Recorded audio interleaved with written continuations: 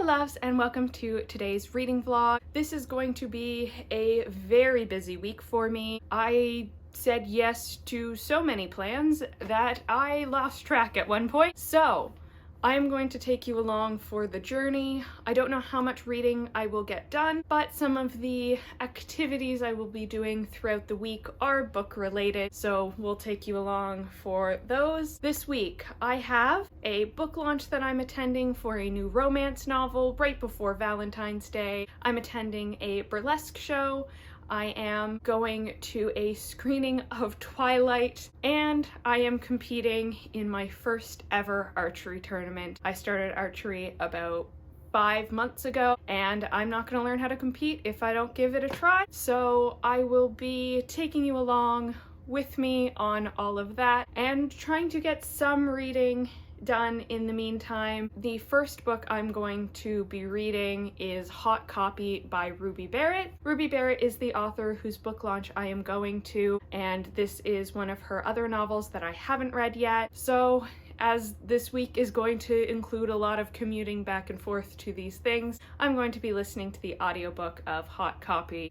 Come along with me. I just got home from the archery range. I went to shoot 60 arrows to get some practice before the tournament, and I listened to about 24% of Hot Copy on my commute there and back. Well, Hot Copy is a romance novel about our main male character who, after taking some time off to help his sick mother, has returned as an intern at this marketing company and has been assigned to be the assistant of our female main character. She is someone who has a reputation for being a bit cold, but really she is very good at her job and worried about how others perceive her as a woman in a high-powered job. In terms of the progress of the story, our female main character's mother has just been diagnosed with the same cancer that the main character's mother had. He is helping her dealing with what is a very hard thing to go through from a place of experience rather than a place of pity. So far, I don't really have a good grasp on either of the characters. It is told in two POVs.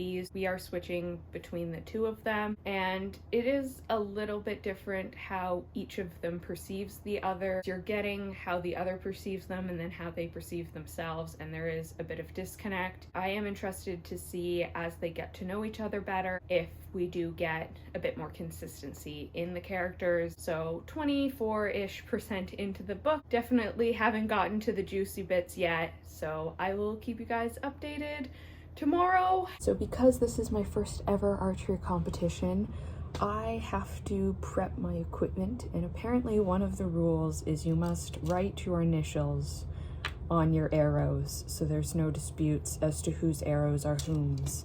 So I have a silver paint pen and my lovely carbon arrows, and I'm going to listen to a bit of Hot Copy while writing on my arrows.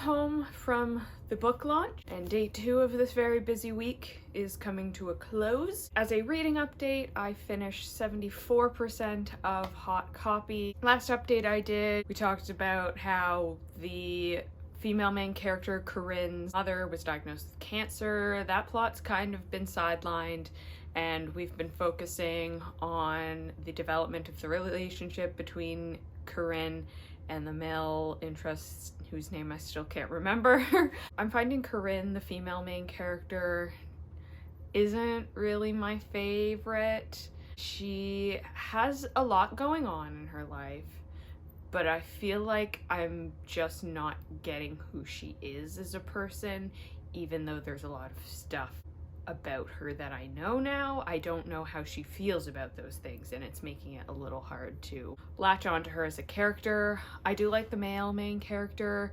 I'm enjoying him. He seems very sympathetic to everything she's going through. He seems kind. He's trying to help her, but Corinne's just putting up all these walls all the time. So I have gotten to the point where they have gotten together. That was about 50% of the way through.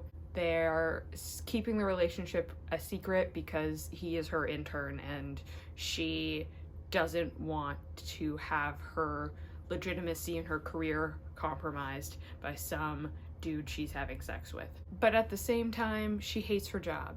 So I have a feeling she will choose him over her job and find her own business. And the book launch was for the friendship study.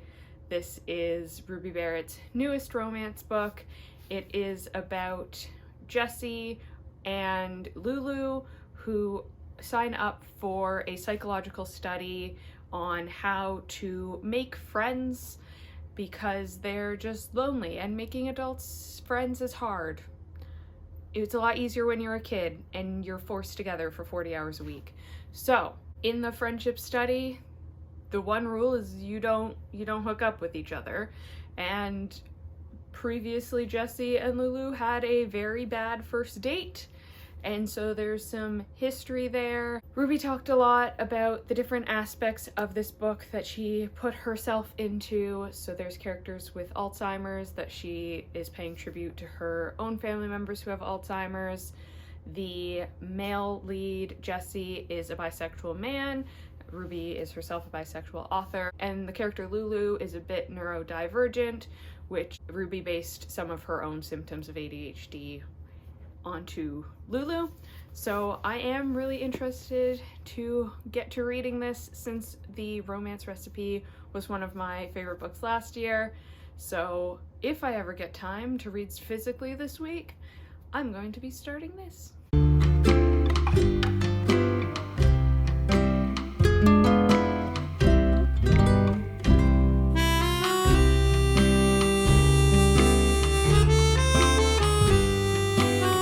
A very quick update from bed, because the burlesque show was listed as being 90 minutes, but it's actually 2.5 hours. So I am home like an hour later than I originally planned, and I have work at 7 a.m. So, burlesque show was a lot of fun. Wasn't able to film any of it though. Didn't get any more of hot copy read today. The work day was busy and I couldn't listen to anything. The commute to the burlesque show was like a 2-block walk, so not enough time to get anything listened to. I did, however, start the friendship study while waiting for the people I was going to the burlesque show with to show up. So I got about 34 pages in. We've had a chapter each from the perspective of the male main character Jessie and the female main character Lulu so far, and they have been set up by their mutual friend who Lulu knows through work and Jessie knows from being like childhood friends who also dated before. 34 pages in, they've just had their like awkward arranged date, and I felt seen. You know, the person in dating apps where you're like giving them stuff about yourself that they could ask you questions about, and you're asking them stuff about themselves, and all they're just kind of giving you non-committal or non-answers. That was Jessie in this conversation. Related to that part, and I'm looking forward to seeing how we get to a relationship from here. I have work in the morning, so I need to go to bed, so good night. When I got to the archery range, there was absolutely no snow. Now, there's about 1.5 inches everywhere. I don't like this. Hello.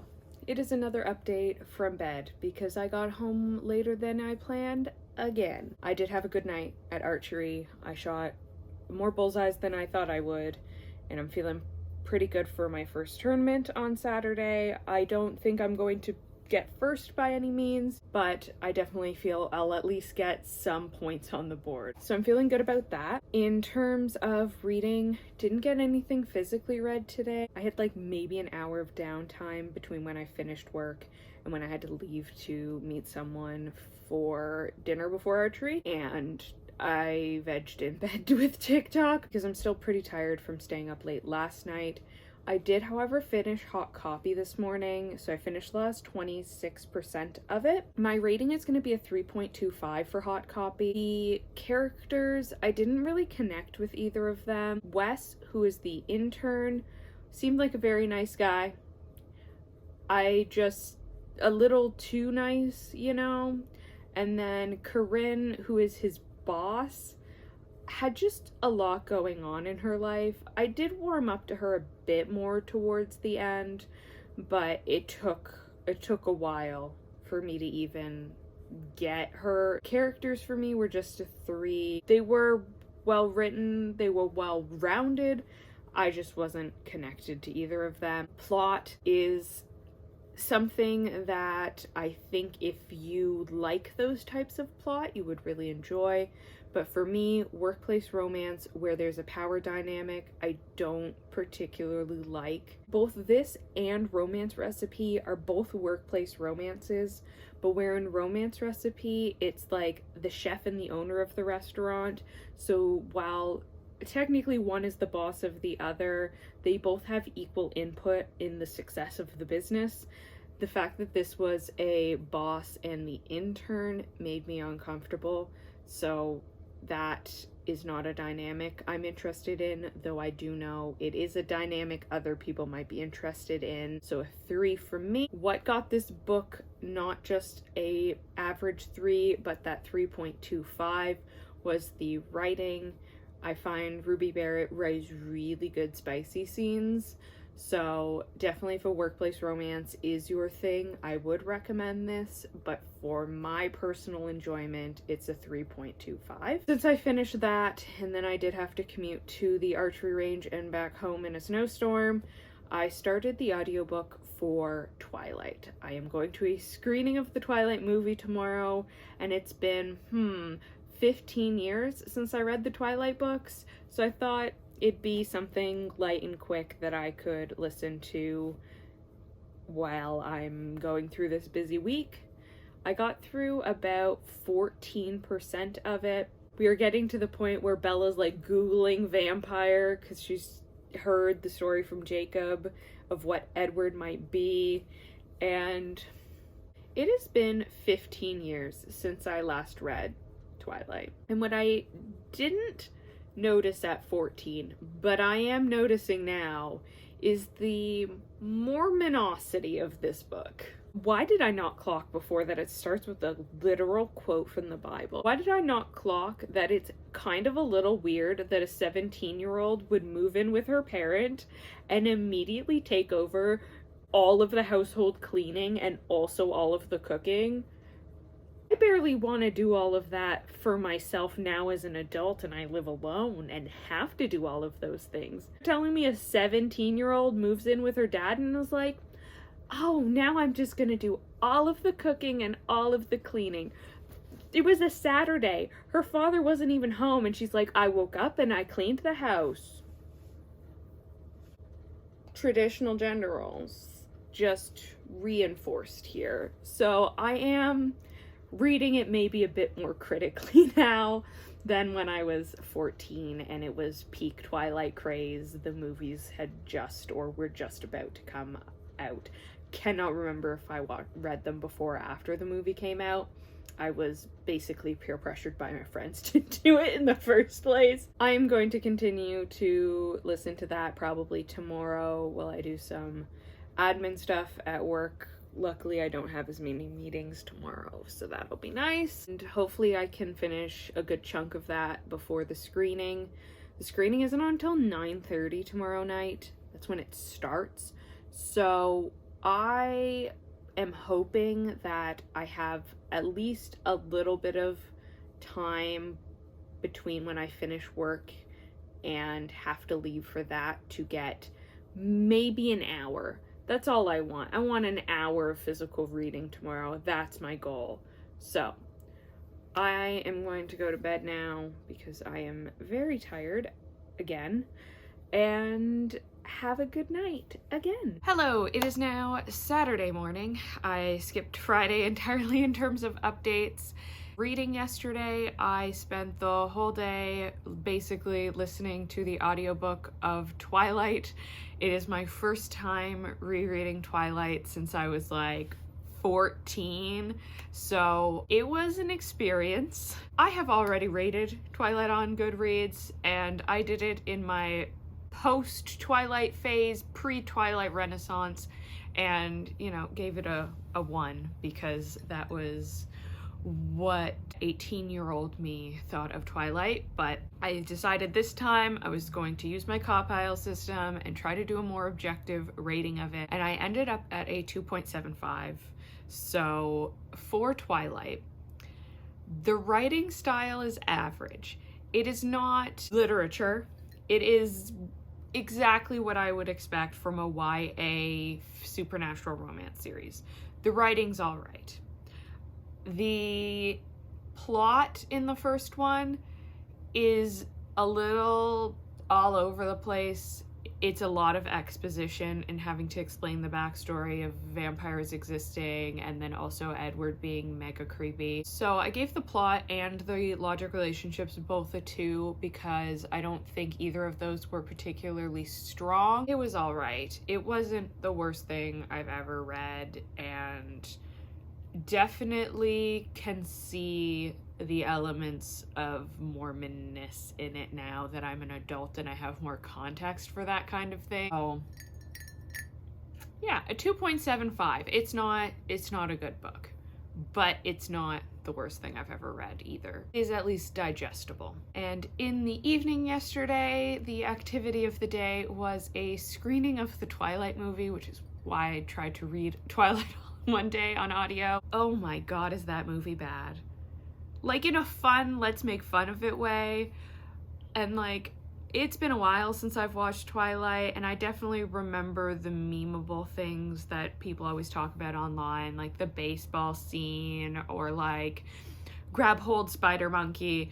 But god, that entire movie is not well done, like at all. So it was fun, but it was an interactive screening, and I did go with a large group of people, so it was a lot of fun. People were making like snarky comments and laughing and like cheering every time someone came on screen. So the vibe, immaculate. The movie, terrible. And one of the ladies I was with actually made the like Taylor Swift-esque bracelets. So I have one that says Dr. Carlisle Cullen, and then the other one says stab him with a pencil. It was a good time, and I didn't get home until like after midnight, which is why this is a Saturday morning update. Today I am doing my first archery competition, but I don't have to leave for that until the afternoon. So I am going to get a little bit of physical reading done today. Yay! Maybe I can try and get to like at least page 100 in this before I have to leave. Stay tuned to find out.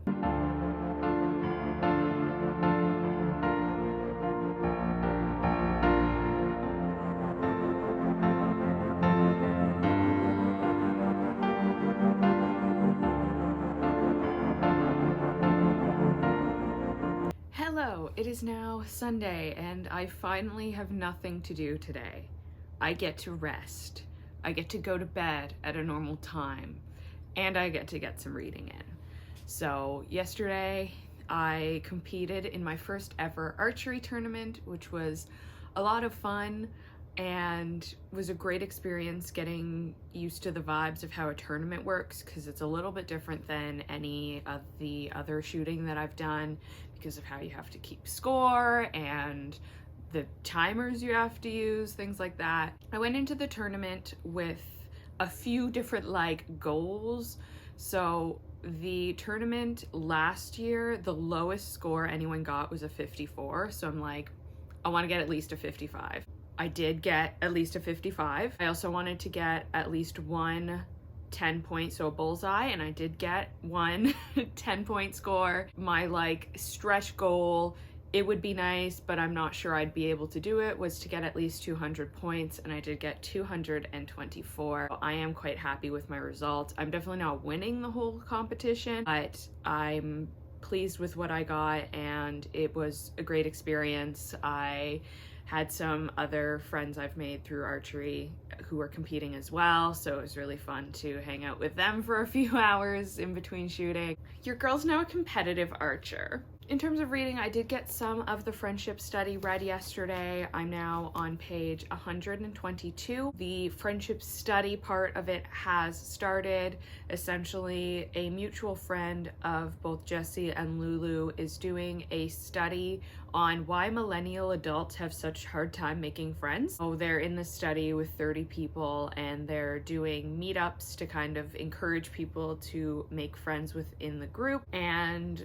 Lulu and Jessie are mutually attracted to each other, but kind of thinks the other isn't because of how poorly their date went, and really not interacting with anybody else in the study quite yet. At the chapter I just finished, they had a meetup at an animal shelter, and while it was originally supposed to be everybody looking at the dogs, Jessie is not a dog person, and he ends up adopting a cat. I am interested to keep going in this, and because it is a snowy, gross day outside, I am just going to pitch up on this couch with some hot coffee and this book, and hopefully actually get some books finished today, because I'm starting to fall behind my goal. I had a very good January. February is not looking so hot, so let's get some reading in. It's now almost time for bed on Sunday night, so this crazy busy week of mine is finally coming to a close, and I did manage to finish the friendship study by Ruby Barrett today. As I mentioned, the plot is about our two main characters, Jessie and Lulu, who join a university study on how to make friends, and they are technically banned by the study from getting into a romantic relationship, but they don't break but bend the rules a little bit when they find a mutual attraction for each other. I ended up giving this a 4.75. I love the way that Ruby writes romance scenes, very spicy if that's what you're looking for in romance. I really loved both Jessie and Lulu as characters, and there's an underlying plot here underneath romance about the challenges of finding out who you are in adulthood and coming to terms with the fact that what you thought you would become as a child when you reach adulthood is not necessarily who you will end up being, and how to adjust your expectations accordingly and become who you want to be now, not who you or your parents thought you would be. I really identified with those aspects of it. The romance was very spicy. There's great chemistry between the two characters. The only thing I took points off of was I wish that some of the other characters in the book had been built up a little bit more, as this is the friendship study. There are other characters within this study